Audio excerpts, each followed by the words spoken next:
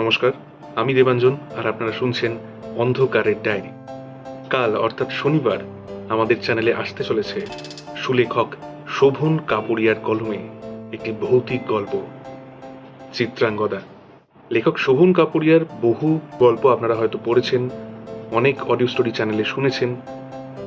তার কয়েকটি উল্লেখযোগ্য লেখার মধ্যে ইলিউশন সিটি, ডার্ক হুইসপার্স এবং নেমেসিস, সপ্তকল্প, এই ধরনের বিভিন্ন গল্পের বই ওনার বহুল জনপ্রিয়। বহু প্রকাশনীর সাথে তিনি যুক্ত, বহু পাবলিশার্সে তার লেখা গল্প অলরেডি বেরিয়েছে।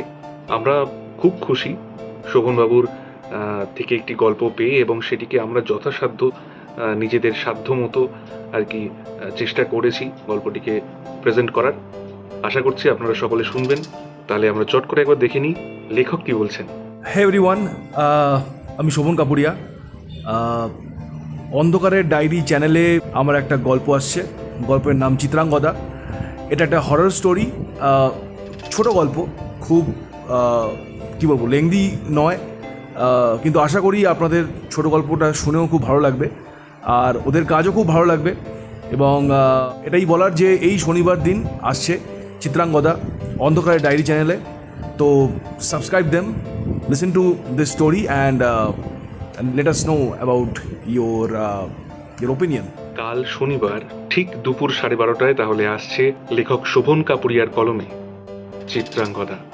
আপনারা গল্পটি শুনুন, শুনে কেমন লাগছে সেটি কমেন্টে জানান, এবং ভালো লাগলে লাইক করতে ভুলবেন না, শেয়ার করতে ভুলবেন না।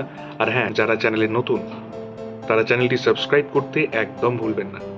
সাবস্ক্রাইব করে বেল আইকনটি প্রেস করে নোটিফিকেশনে অল করে দিন, তাহলে প্রতিটি গল্প সবার আগে আপনার কাছে এসে পৌঁছবে।